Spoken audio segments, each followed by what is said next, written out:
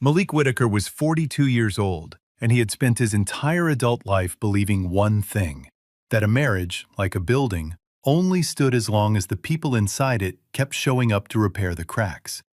He had been showing up for 12 years.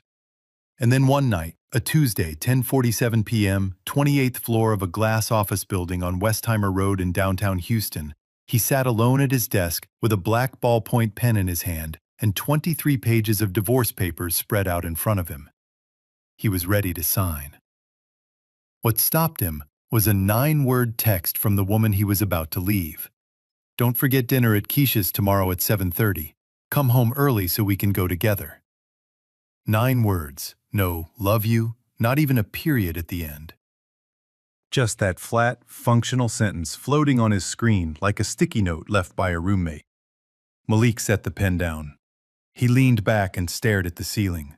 The kind of staring a man does when he is looking inward, through 12 years of memory, trying to find the exact moment everything went quiet between them.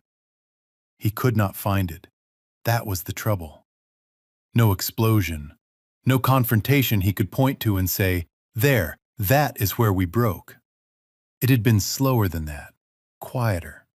The way a house settles into its foundation over years, without anyone noticing until one morning a door simply will not close right anymore. His office was dark, except for the desk lamp and the Houston skyline burning orange beyond the windows. A car horn sounded briefly on the street below and went silent. The divorce papers rustled when he exhaled. Malik was a construction project manager, gifted enough that other engineers called him when something could not be solved on paper. He understood load-bearing capacity. He understood the difference between a crack that could be patched and a fracture that would bring the whole structure down. He had been trying to figure out which one his marriage was for 3 years. Imani. Her name still felt warm inside his chest, even now, even here, surrounded by 23 pages asking him to reduce 12 years to a signature. He remembered who she used to be. The woman who laughed loud enough to fill a parking garage, who danced in the kitchen on Sunday mornings while the grits were boiling, who once drove 4 hours to Beaumont in a thunderstorm just to fix his mother's porch swing. Sunlight in human form. Somewhere in the last 4 years, that light had dimmed.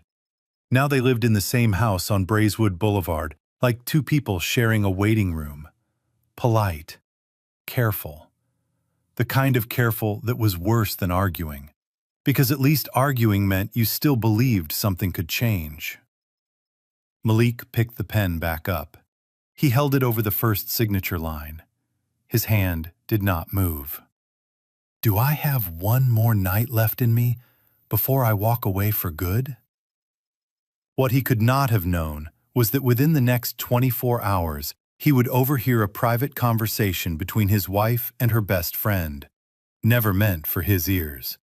So raw and so completely at odds with everything he believed about their marriage that he would pull his truck over on I-610 in pouring rain and weep for the first time in over a decade. Not because he hated his wife, because he finally understood how long both of them had been drowning in silence.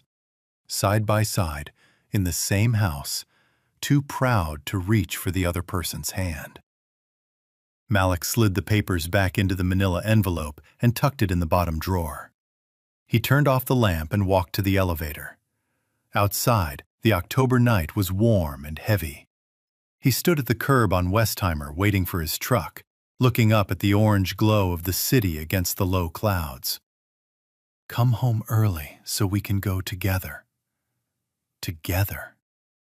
He had not thought about that word in a long time. Maybe that was the problem. Whatever Malik overheard through that slightly open door the following evening did not just change his mind about the divorce. It broke him completely open. And what he found inside that break was something neither of them expected. Keep listening, because what Malik heard through that door the next night is the kind of thing that changes a person forever. The next evening, Malik came home early the way Imani had asked. She was in the bedroom, standing in front of the mirror, back to the door. The blue wrap dress, the one he used to say made her look like the most beautiful woman in every room she entered. He hadn't said that in years. She glanced at him in the mirror. "You're home," she said. Not, "I'm glad," just that flat acknowledgement. The kind you use for a package that arrived on time. "You asked me to," he said. They drove to Keisha Reynolds' penthouse in River Oaks in near-complete silence. The radio played softly. Neither of them was listening. Malik kept his hands easy on the wheel. Imani kept hers folded in her lap. 12 years of marriage, and they had run out of things to say before the first exit ramp. Keisha's penthouse on West Alabama Street was exactly what you'd expect from a woman who used the word curated to describe her throw pillows. High ceilings, low golden lighting, waiters moving through the crowd with champagne on silver trays. About 40 guests, architects, developers, marketing executives talking about Caribbean vacations the way other people talk about weekend grocery runs. Malik shook hands, made conversation, smiled at the right moments, and watched Imani the whole time. She smiled when people spoke to her, but the smiles never reached her eyes. She held her champagne glass without drinking. Her laugh, when it came, was exactly right in pitch and timing, and completely hollow. Malik had spent 12 years studying structures. He knew the difference between a wall that was solid and one that had only been painted to look that way. Something inside his wife was cracking. He excused himself after about an hour and moved through the hallway toward the back of the penthouse. Then he heard it. The office door was open about 2 inches. His wife was crying. Malik stopped, one hand flat against the wall, heart doing something irregular in his chest. "I swear to God, Keisha," Imani's voice came through the gap, ragged and wet. "Malik is the only man who has ever made me feel truly safe. But I pushed him away because of my own pride. My stupid, stupid pride. My wife. Crying alone in a back room at a party, because she was too proud to cry in front of him." She kept going. Through that 2-inch gap, he listened to things she had never once said to his face in 12 years. She talked about the night her father died, 3 years ago, a Thursday in August. Malik had driven straight from the job site in Pearland, concrete dust on his arms, steel-toe boots still on his feet. He sat beside her and stayed for 4 straight hours. No speeches, no hollow reassurances, just presence. "That was the moment I knew he was my home," she whispered. "But I never said it, because I didn't want him to know how much I needed him. And the longer I stayed quiet, the harder it became to say anything at all." Then she said a name that sent a cold current through him. Deshaun Carter, his old college friend, the man who had written the check that kept Malik's engineering company alive during its worst quarter back in 2015.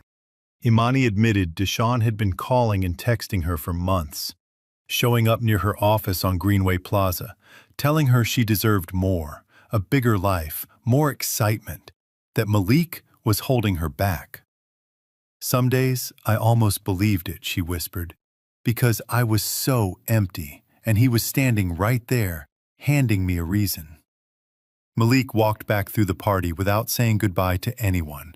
He drove, no destination, just movement, down Westheimer, up onto the 610 loop. Somewhere near Shepherd Drive, he pulled onto the shoulder in the pouring rain and put the truck in park. For the first time in more than a decade, Malik put his face in his hands and wept. Not from anger. He wept because he suddenly saw the full picture.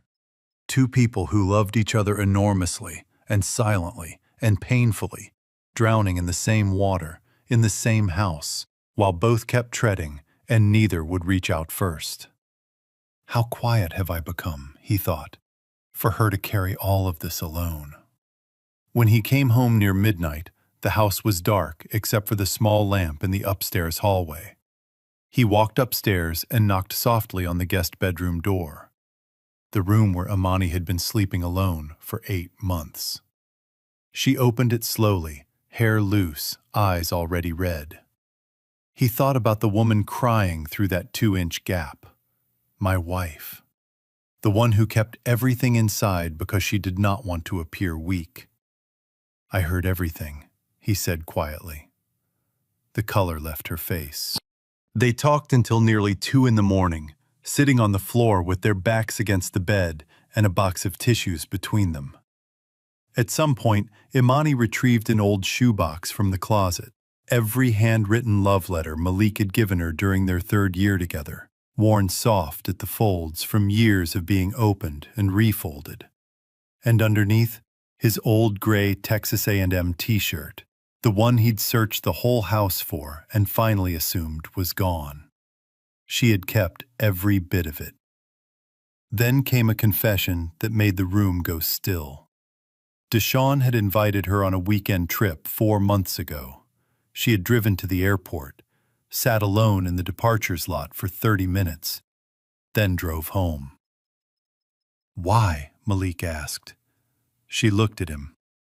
"Because I got there and I thought about you, about who you are, and I couldn't do it." The silence between them after that was different. Not cold, not careful, something closer to honest. What Malik and Imani said in that first therapy session the following week nearly broke them both, and revealed a sacrifice so enormous it left the room completely speechless. She drove to that airport, sat there for 30 minutes, then drove home. One word. Did she earn a second chance? Yes or no? Drop it in the comments. Dr. Lena Harper had been a marriage therapist for over 25 years, and in that time, she had developed one quiet, unfailing observation about couples in crisis. The most dangerous marriages were rarely the ones full of conflict. They were the ones full of silence. The ones where 2 people had decided, separately and without discussion, that protecting their partner from the truth was the same as protecting the marriage. Where love had quietly hardened into distance, and neither person understood how it had happened, because neither person had intended for it to happen at all. She had seen it more times than she could count. Sitting across from Malik and Imani Whitaker in her 4th-floor office on Westheimer Road near Kirby Drive, watching them arrange themselves in the 2 low chairs with careful, controlled posture and the specific politeness that long-married couples use when they are deeply afraid of each other. She recognized it immediately. 2 people who love each other, she thought, who have been living as strangers in the same house and calling it keeping the peace. She had a clinical name for what she observed in both of them: emotional avoidance rooted in attachment anxiety. The fear that expressing need will be read as weakness, that vulnerability will create burden, that the person who loves you might love you less if they truly see how much you need them. It is one of the most common and most quietly destructive patterns in long-term marriages, and it works in the dark, feeding on silence, invisible until the damage is already deep. She asked Imani to begin. Imani looked at Malik for a long moment before she spoke. Then she told him about the hotel. It had happened about 5 months earlier, a downtown Houston hotel near Discovery Green. Deshawn had framed it as dinner between old acquaintances. She had told herself the same thing, wanting to believe it enough that she had not asked herself hard questions on the drive over. It was not just dinner. Afterward, in the elevator, he kissed her without asking. His hands moved and his voice stayed low and certain, filling the space with promises. The life she deserved, the woman she could still become. For one moment, she had almost let it happen. Then something broke loose inside her. She pushed him back with both hands. She walked out of that hotel so quickly she left her purse in the lobby. She pulled over twice on Allen Parkway on the way home because her hands were shaking too badly to drive steadily. When she got home, she was physically sick over the bathroom sink because the revulsion she felt with him and with herself and with how close she had come, lived in her body like something that needed to come out. She had told no one. She had been carrying it alone for 5 months. By the time she finished speaking, she was crying so hard her shoulders shook, and the small sound machine outside Dr. Harper's door was doing nothing at all. From the outside, from the perspective of someone who studies human behavior, what Deshaun Carter had been doing to Imani was not impulsive. It was deliberate. Therapists and researchers call it targeted emotional exploitation. He had identified the precise fracture in Imani's life, her grief, her exhaustion, the growing silence in her marriage, and had positioned himself there. Not loudly, not obviously, but as a listener, a presence. Someone who seemed to understand her in ways she felt her husband no longer did. He had used her legitimate need, the need to feel seen and valued, as a door. This pattern appears consistently in research on marital vulnerability. Affairs rarely begin with physical attraction alone. They most often begin with emotional validation offered at the exact moment a person is most starved for it. Deshaun did not force his way into Imani's marriage. He moved quietly through a door that loneliness and silence had already left unlocked. That is not a defense of Imani's choices. It is simply the truth of how this kind of damage works. And it is the clearest possible argument for why silence in a marriage is never, ever a safe place to live. Across the coffee table, Malik sat with both hands gripping the chair arms, jaw tight, eyes fixed at a point beyond his wife's shoulder. Dr. Harper watched him carefully. She had worked with hundreds of men in his position, and she understood what was happening beneath that stillness. He was doing something that looked like calm, but was anything but.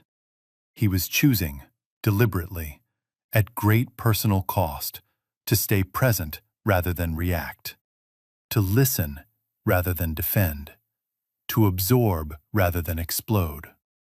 Behavioral scientists call this affect regulation under relational threat. It is invisible from the outside precisely because it looks like doing nothing. In fact, it is one of the hardest things a person can do. Receive devastating news about someone you love, inside a relationship you are fighting to save, and refuse to let your pain become a weapon.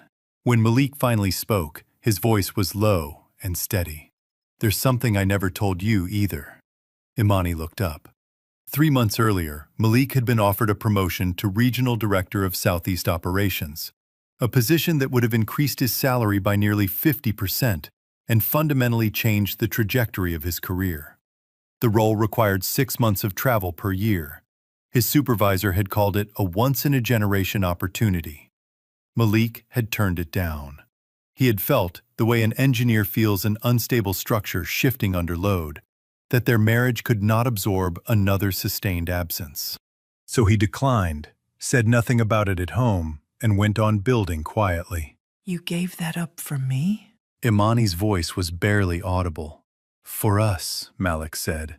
"And I didn't say anything because I didn't want you carrying guilt on top of everything else you were already carrying." The room held that for a moment. Dr. Harper set her notepad down gently. "Do either of you see the pattern?" she asked. They both looked at her. "You each made an enormous sacrifice for the other," she said, "out of love. And you each kept it hidden, also out of love." She paused. "But the hiding felt, to the other person, like distance, like coldness, like not being needed. The very thing you were each trying to prevent, losing each other, was accelerated by the silence you believed was protecting you." Researchers call this invisible sacrifice syndrome, the accumulated weight of love expressed through actions that are never witnessed, breeding a quiet resentment that neither partner can fully explain because neither partner understands what the other has been carrying. Both Malik and Imani recognized it in the way people recognize something they have been living inside for years without ever having a name for it. Then Malik's phone buzzed. His younger brother Jamal, calling from Atlanta. Malik declined it twice. The third time, Dr. Harper suggested he answer. He put it on speaker. "Are y'all still in there?" Jamal's voice filled the quiet office immediately, too loud, too sure of itself.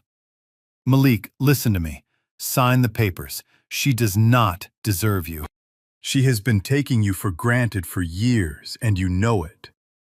"Jamal!" Malik's voice went sharp. "You deserve somebody who actually, you don't know anything about my wife." Silence on the line. Then, for the first time, a crack appeared in Malik's composure. Just a thread of it, just enough to be visible. "You don't know what she's been carrying," he said.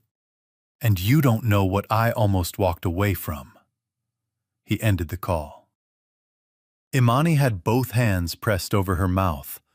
The room held the moment. Then Imani's phone lit up on the arm of her chair. A text from Deshawn. 48 hours and I leave for Europe. This is the last time I reach out. You know where to find me." All three of them read it at once. The silence that followed had weight and temperature. This too had a name in the behavioral literature: artificial scarcity as emotional leverage. Last chance, 48 hours, last time.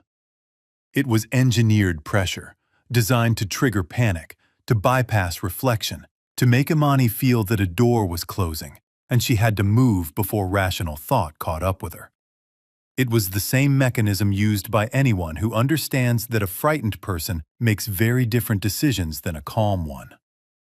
Imani picked up her phone. She looked at the message for 3 seconds. Then she dropped it onto Dr. Harper's hardwood floor, hard enough to crack the screen straight across. She turned toward her husband. "I choose you, Malik." Her voice was not fragile. It was clear, certain. The voice of a woman who had found her way back to herself. "I have been choosing you for a long time. I just didn't know how to say it out loud." He looked at her. After everything, the hotel, the hidden promotion, the airport parking lot, the years of silence layered on silence, he looked at his wife and felt something shift inside his chest. The way a structure settles when the load it was carrying is finally, properly distributed. When someone tells you that you deserve more, look carefully at what they are actually offering. Real love does not arrive wearing urgency or deadlines. Real love sits beside you in the dark and waits. The most important thing you can do for a marriage is say the hard, true thing out loud, before silence turns your sacrifice into a wound neither of you can see. What happened at the Houston corporate gala, in front of 200 people, with Deshawn watching, was the most powerful public moment of their marriage. But the hardest night was still ahead. Stay right here, because what Imani said in front of that entire ballroom left every conversation in the room dead silent. There is a psychological pattern that most people never encounter until they have lived through it themselves. Researchers call it the post-breakthrough collapse. It works like this. A couple reaches a genuine emotional turning point, a moment of real honesty, real connection, real choice. The ground feels solid beneath them for the first time in years. They exhale. They believe, with something close to certainty, that the worst is behind them. And then, sometimes within hours, sometimes within days, something falls apart. Not because the breakthrough was false, but because it opened a door. And behind that door was everything that had been carefully managed for months. Old wounds, unspoken fears, grief that never found language, resentments that had been sitting in the dark long before this particular crisis began. The breakthrough does not heal the pain. It releases it. And if a couple does not understand this, if they mistake the collapse that follows for evidence that the repair was an illusion, they will often make the worst decisions of their marriage in the hours immediately following their most honest moment. This is exactly what happened to Malik and Imani Whitaker. The Houston Construction and Real Estate Corporate Gala was held at the Marriott Marquis on Dallas Street. Crystal chandeliers, white tablecloths, 200 people in their finest clothes and their most polished versions of themselves. Malik wore a black tuxedo. Imani wore a deep burgundy gown, her curly hair pinned up with 2 loose pieces framing her face. They arrived together. They had driven over in a silence that felt different from all the ones before it. Less like a wall, more like 2 people still learning how to stand near each other without needing armor.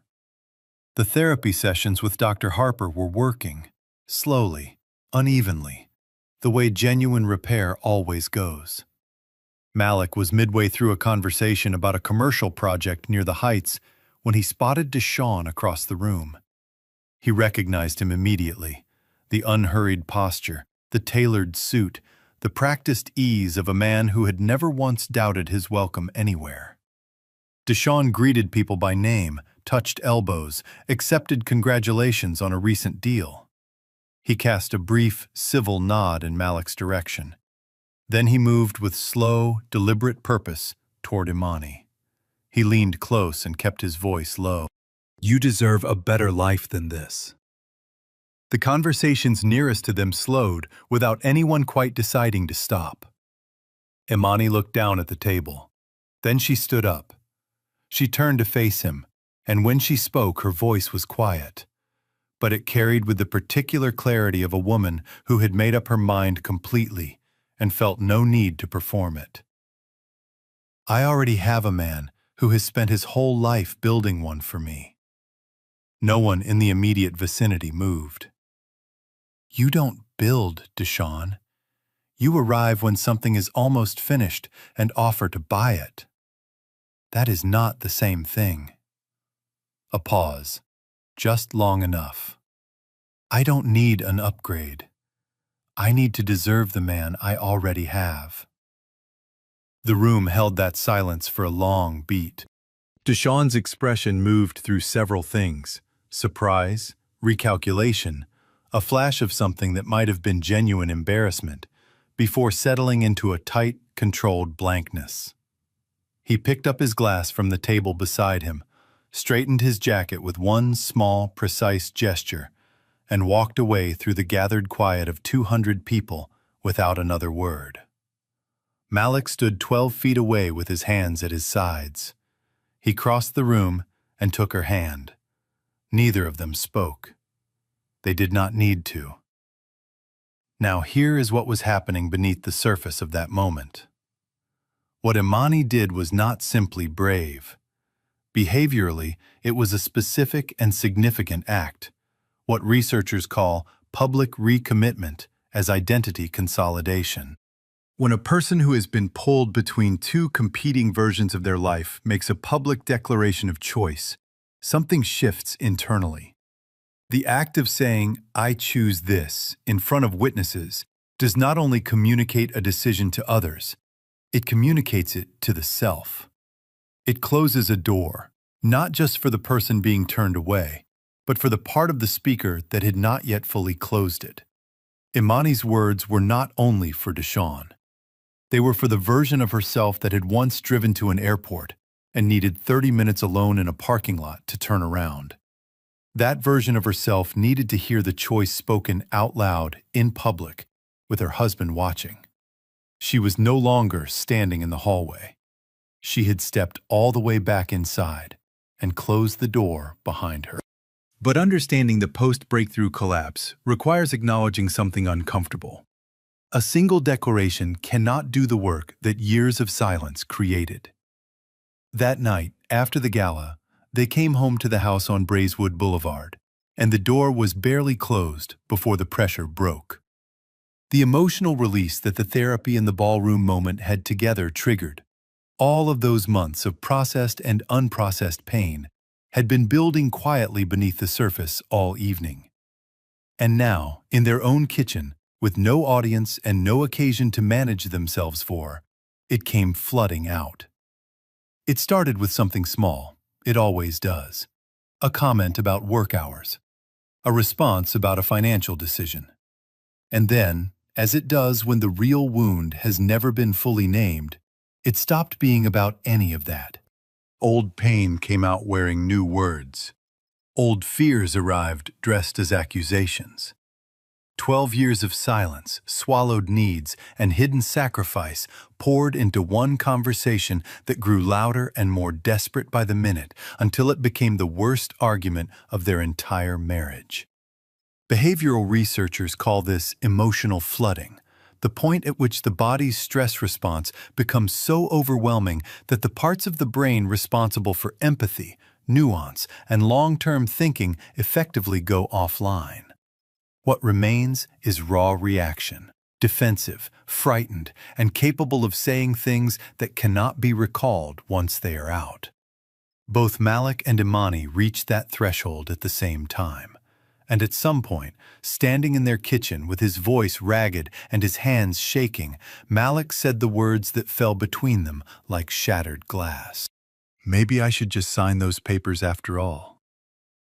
Imani sat down on the kitchen floor. She did not shout back. She did not argue.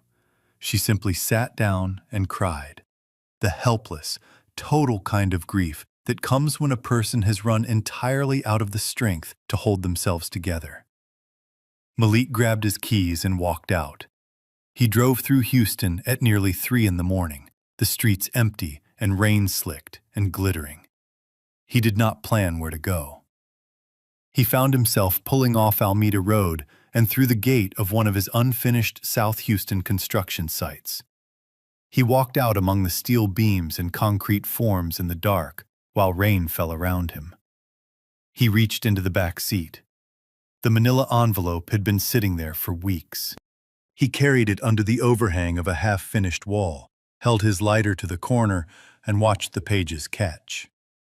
He held the burning envelope until the heat made it impossible, then set what remained on the bare concrete and watched it collapse into ash while the rain hissed against the edges.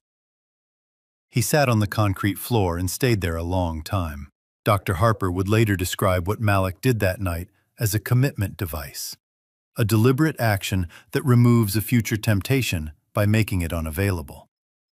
By destroying the exit, he was not pretending he had no doubts. He was protecting his future self from acting on those doubts in a moment of weakness.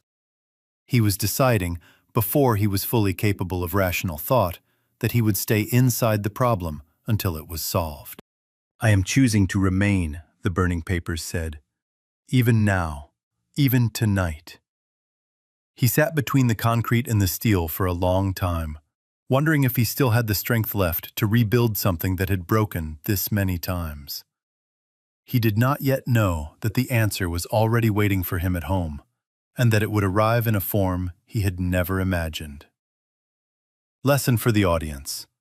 Even after a genuine breakthrough, even after a public declaration of love, even after real progress, one devastating argument can make everything feel hopeless again. That is not the marriage dying. That is the marriage going through its hardest part. The people who mistake that darkness for the end will walk away from the very thing they spent years building. The people who stay inside it, who burn the exit if they have to, are the ones who find out what is waiting on the other side. What Imani placed on the kitchen table when Malik finally came home that night, you will not see coming. And you will not forget it. Stay right here, because the moment Malik saw what was waiting for him on that kitchen table is the moment this whole story finally makes sense. The call came 2 nights later. Malik was alone at the South Houston construction site, reviewing blueprints under the fluorescent light of the site trailer, his coffee going cold beside his left hand. The city outside was quiet. The rain had cleared and left the air scrubbed clean and heavy with the smell of wet concrete. His phone rang just after 11. Deshaun. Malik stared at the name on the screen for a long time before he answered. I won't take much of your time, Deshaun said. His voice was different from the gala, flatter. The performance quality was gone, and what remained underneath was harder and cooler than Malik had expected. You remember the $80,000 I loaned you when you were getting the company started, back in 2015? Malik set his pencil down. I remember, he said. You paid it back, I know that, with interest. Fair is fair. A pause, measured and deliberate. But favors have a longer life than money, Malik. You know that as well as I do. The way I see it, the fair thing is you step back. Let Imani make her own choices without you standing in the doorway. The line was quiet. Then Deshawn added, almost gently, she was almost ready. You know that, right? She was closer than you think. Malik said nothing. Deshawn hung up. Malik sat in the sight trailer for a long time without moving. He thought about 20 years of friendship, pick-up basketball on the courts at the University of Houston, long nights studying for engineering boards, the afternoon in 2015 when Deshawn had handed him a check across a table without requiring paperwork because he said he trusted Malik's word. He had carried gratitude for that for years. Real gratitude, the kind that goes deep.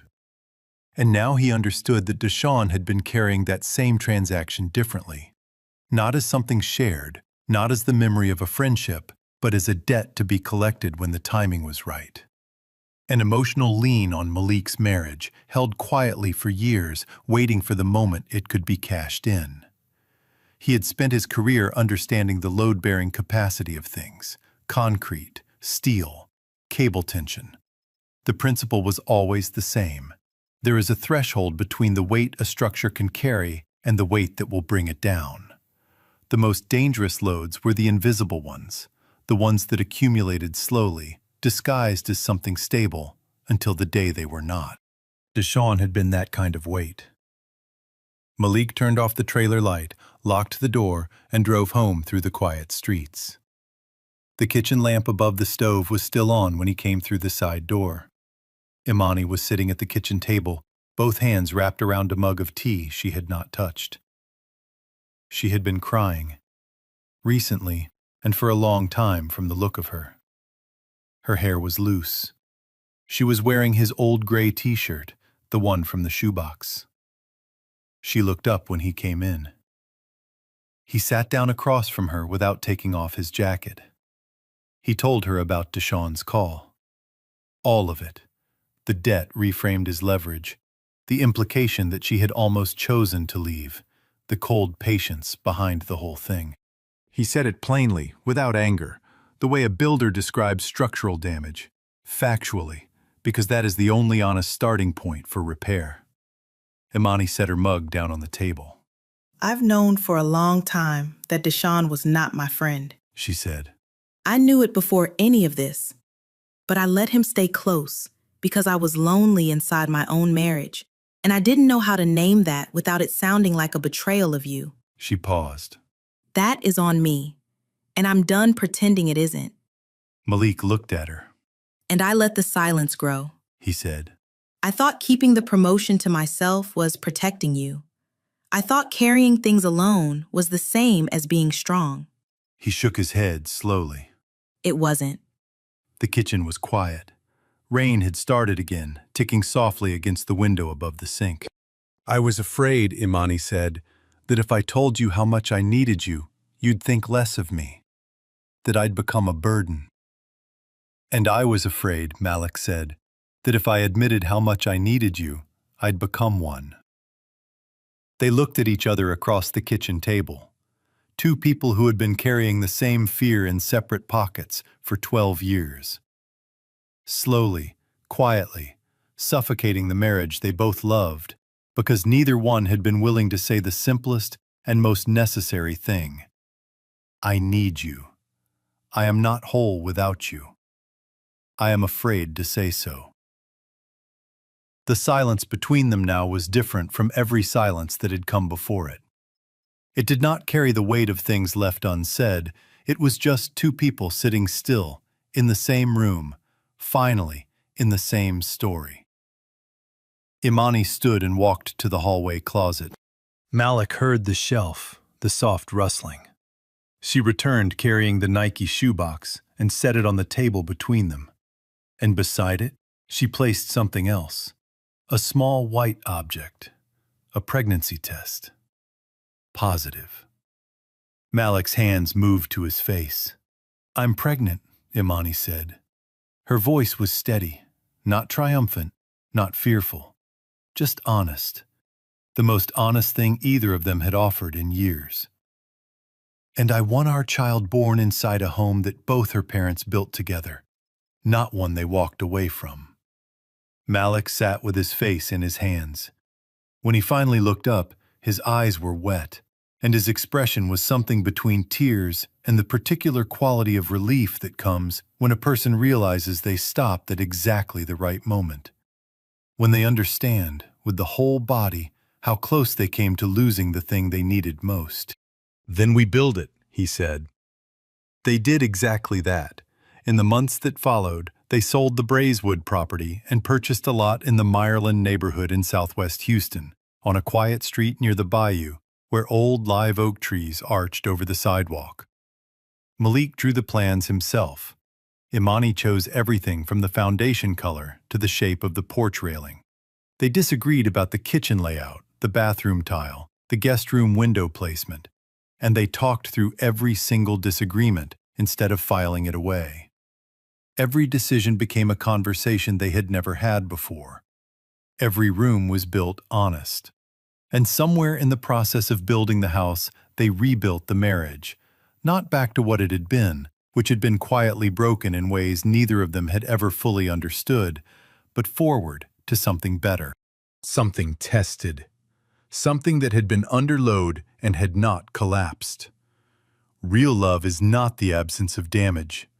It is the willingness to sit across from each other in a quiet kitchen at midnight and say the true thing at last. Never allow old debts or old silences to become the weapon that destroys your present. What you build in honesty will always outlast what you nearly lost in pride. What Malik and Imani found standing together on the rooftop of the home they built with their own hands, 1 year later, with their daughter in Malik's arms and the Houston skyline below, is the moment this whole story has been building toward. Stay just a little longer, because the ending of this story is something worth carrying with you long after it's over. 1 year later, the house on Linkwood Drive in Meyerland was finished on a Thursday in late September, and it was exactly what they had planned, and nothing at all like what either of them had expected, which is the way the best things usually turn out. The live oak trees in the front yard were older than the neighborhood. Their roots had lifted the sidewalk in 2 places, and when Malik poured the new walkway, he curved it around them rather than cutting them back. Some things that have been growing that long, he said, deserve to be worked around instead of removed. Imani had laughed when he explained his reasoning, a real laugh, full and unguarded, the kind that came from somewhere genuine rather than somewhere performed. They had been hearing that laugh more often lately. The front porch had 2 rocking chairs on it. Imani had found them at an estate sale on Bel Air Boulevard. Heavy wood, slightly uneven, the kind that had been sitting on somebody's porch since long before either of them was born. They creaked when you sat in them. Malik said he would fix the creak. Imani told him to leave it alone. "It sounds like someone lived in it," she said. He left it. The night they brought their daughter home from Memorial Hermann Hospital, Malik sat in one of those rocking chairs for 45 minutes before he came inside. The neighborhood was quiet, except for the bayou nearby and the distant murmur of traffic drifting in from Loop 610. A neighbor 2 doors down, a woman named Diane Washington, who had introduced herself the week they moved in while holding a casserole dish and wearing an apron that said, "Blessed and highly seasoned," had left a foil-covered pan on their front step with a note. "Congratulations from the Washingtons. Come over whenever you're ready." Imani watched Malik through the screen door for a while. The broad-shouldered man in the rocking chair, holding his daughter in both arms like something he intended never to set down, looking out at the dark street with an expression she had not seen on his face in years. She pushed the screen door open and stepped out. She leaned against the porch railing and looked at him. "What are you thinking?" she asked. He looked up. "That I almost didn't make it here," he said simply. She pulled the other rocking chair close and sat down beside him. And they stayed on that porch together while the baby slept, and the chairs creaked their slow, uneven rhythm. And neither of them felt any need to fill the quiet. This silence was not like the ones that had nearly ended them. This one did not carry the weight of things withheld or pain unspoken. This was just two people sitting still inside a life they had chosen. Not once in a grand gesture, but every day, in the small, repeated decision to speak rather than swallow, to ask rather than assume, to knock on a closed door rather than walk past it. They kept seeing Dr. Harper for another 8 months after the baby arrived. Not because the marriage was in crisis, it was not, but because both of them had learned, at considerable cost, what happened when two people decided they no longer needed to maintain what they had built together. They went once a month and spoke honestly, and some sessions left them tender and some left them uncomfortable. And once, Imani cried the entire drive home while Malik held her hand across the center console. All of it was better than silence. Imani returned to her marketing consulting work when the baby was 4 months old, on a schedule she had redesigned to give herself room to breathe. She became more careful about which clients she accepted. She began saying no to things that cost her more than they gave back, a skill she had never quite believed she was allowed to practice before. She told Malik once that the most instructive thing Deshaun Carter had accidentally done for her was show her exactly what it looked like when someone treated her ambition as something to be exploited rather than something to be respected. "I understand my own worth differently now," she said. Malik told her he had understood it all along. She rolled her eyes at him the way she used to, the warm, affectionate eye roll of a woman who loves a man enough to tease him about being right. And for Malik, that small, ordinary gesture was perhaps the most beautiful moment of the entire year. Jamal came to Houston for Christmas and held his niece for 3 hours without once putting her down, which told you everything you needed to know about who that child already was. He apologized to Imani directly, standing in the kitchen on Christmas afternoon, while sweet potato pie cooled on the counter and Nat King Cole played from the small Bluetooth speaker on the shelf. He kept it simple, and he meant it. Imani accepted the apology with a grace that Jamal later told people he was still thinking about. Some evenings, when the baby was sleeping and the house was quiet, Malik and Imani sat on the back porch and looked out at the small yard they had planted together, raised vegetable beds along the fence where Imani was attempting tomatoes with wildly uneven results, and a young fig tree in the corner that would not produce fruit for years yet. She had planted it anyway because she liked the idea of tending something that required patience, something you had to believe in before it gave you anything back. Malik had not said anything when she planted it. He had just gone inside and gotten her a glass of water. On one of those quiet evenings, Imani said, "I keep thinking about all the time we lost." Malik rocked slowly in his chair. "I think about what we built with it instead," he said. Final message to the audience. This story reminds us that the most damaging words in a long marriage are often not the cruel ones. They are the true ones that were never said at all. Malik loved his wife enough to give up a career-defining promotion. Imani loved her husband enough to turn a car around in an airport parking lot. Neither one said a word, and that silence nearly cost them everything.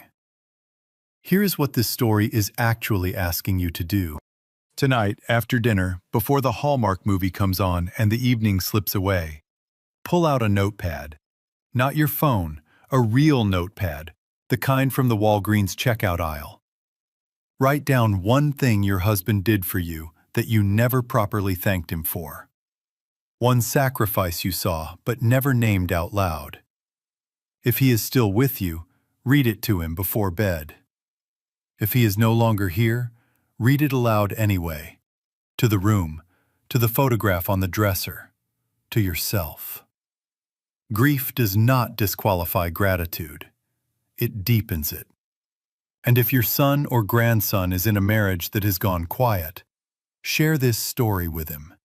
Not with a lecture attached. Just share it and let it do the work. The couples who survive are not the ones who never crack. They are the ones who learn, before it is too late, that needing each other is not a weakness. It is the whole foundation, written by a human. AI is merely a companion. This story was born to spread hope. Kindness doesn't need to be grand, only sincere. And life will always find a way to repay those who dare to be kind amid countless injustices. Production team story and screenplay by Quinn Fung, lead screenwriter. Character development and visual conceptualization by Chris Wynn. Video scripting and scene adaptation by David Wynn. A passionate team dedicated to bringing this story to life. Production team, story and screenplay by Quinn Fung. Character development and visual conceptualization by Chris Nguyen. Video scripting and scene adaptation by David Nguyen. A passionate team dedicated to bringing this story to life.